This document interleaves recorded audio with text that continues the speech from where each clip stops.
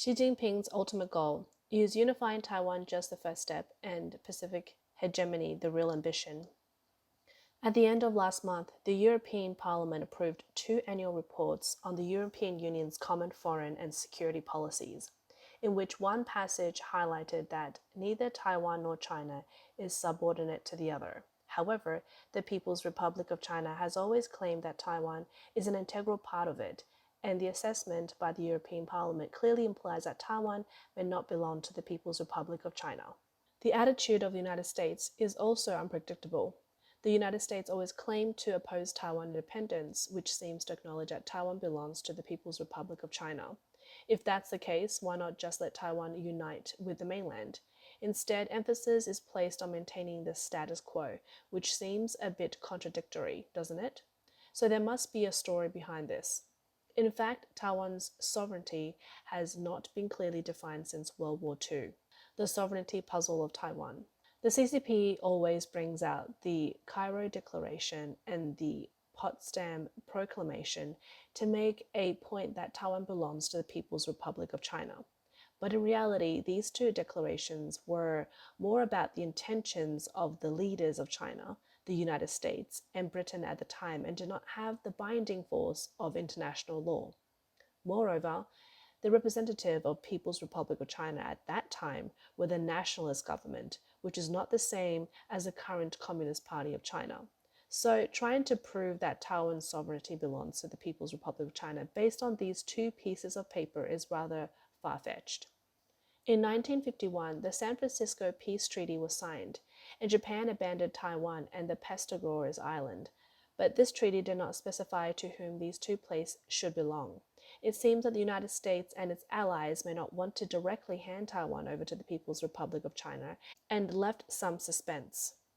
The same goes for the 1952 Treaty of Taipei, which also did not address the issue of Taiwan's ownership.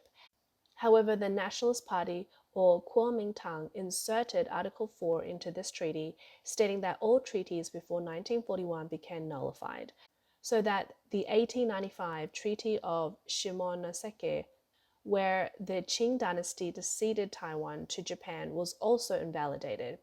As a result, this means Taiwan's sovereignty was returned to the People's Republic of China.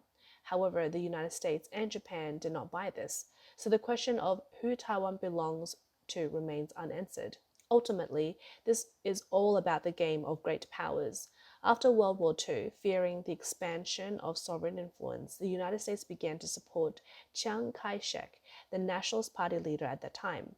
After the Nationalists were defeated by the Communist Party during the Chinese Civil War, it retreated to Taiwan. The United States looked at Taiwan and thought it couldn't fall into the hands of the Chinese Communists, especially considering the significant role the United States played in the Pacific War. Every island in the Pacific is important to the United States. To ensure Taiwan's security, the United States signed the San Francisco Peace Treaty and the Treaty of Taipei, separating Taiwan from Japan, but deliberately leaving Taiwan's sovereignty vague. Japan renounced all claims of sovereignty over Taiwan, but no receiving country was specified in the San Francisco Peace Treaty. The United States has always supported Taiwan, sending the 7th Fleet to protect the Taiwan Strait until later, when it established diplomatic relations with the People's Republic of China. The nationalist asserts that the Republic of China, as one of the victorious countries of World War II, has a right to sovereignty over Taiwan. However, the victory of World War II was the collective victory of the Allies, not the sole credit of the Republic of China.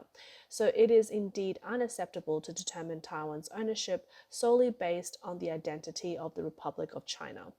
The US is afraid to defend Taiwan. Don't let fake news mislead you. Taiwan and the Pescadores belongs to neither the Republic of China nor the People's Republic of China. It might be work if the nationalist negotiates with the Chinese Communist Party over Kinmen and Matsu. The United States won't interfere because these two islands originally belonged to China. But as for Taiwan and the Pescadores, if Communist Party dares to fight for it, the United States will definitely intervene. This point can also be gleaned from recent reports issued by the Chinese government. The report specifically emphasizes firmly opposing foreign interference, indicating their awareness that if they make a move, the United States is likely to intervene. Some people say don't just listen to what Taiwan's Foreign Minister Joseph Wu Zhou says. Whether America will help Taiwan can be seen from US stance or Ukraine. US has refrained from sending troops to Ukraine. However, these are two completely different matters. Ukraine is an independent country and Taiwan's situation is different, especially regarding sovereignty. Where the United States has a bigger say, will the US just stand by if the People's Liberation Army attacks Taiwan? Taiwan as a springboard for seizure, America's Pacific strategy faces challenges. At the meantime, the CCP is also ambitious. In the recent two sessions, it was announced that in the coming years, plans to issue 1 trillion yuan, which is around 139 billion US dollars, for ultra-long special central government bonds this year and in the following years to support major national strategies and build security capacity in the key industries.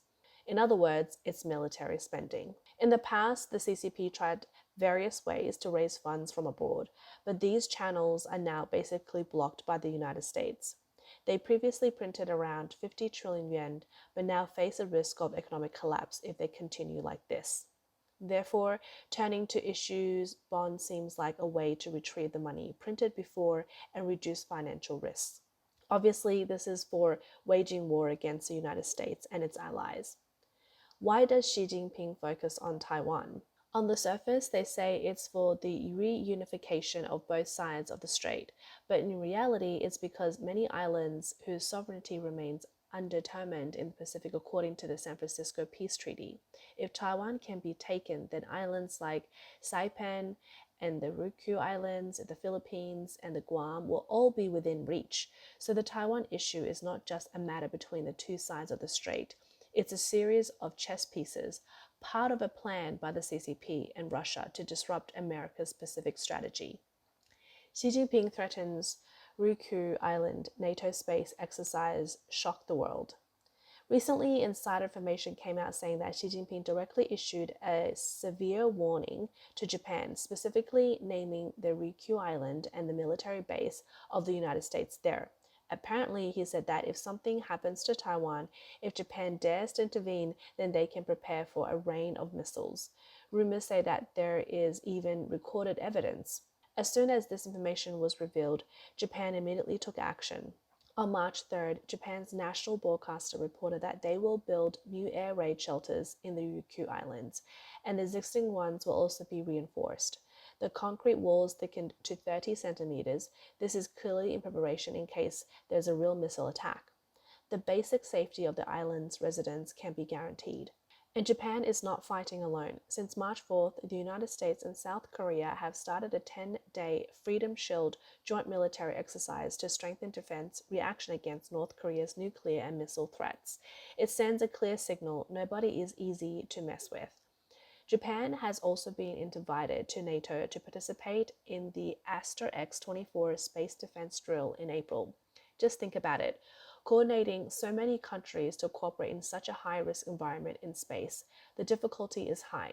Behind this, there must be strong technological strength and organizational capabilities, especially now that everyone is speculating whether the US Space Force has anti-gravity equipment like UFOs. Military technology, once it takes the lead, can produce significant results. If this time the United States makes breakthroughs in space military technology, then the situation for China and Russia will indeed be increasingly unfavorable. Escalating tensions between the US and the Philippines, dispute in the South China Sea. At the same time, the South China Sea is also turbulent, with the geopolitical tensions resembling a power keg at risk of explosion at any moment. The Philippines has been speaking out frequently, pointing fingers at the CCP.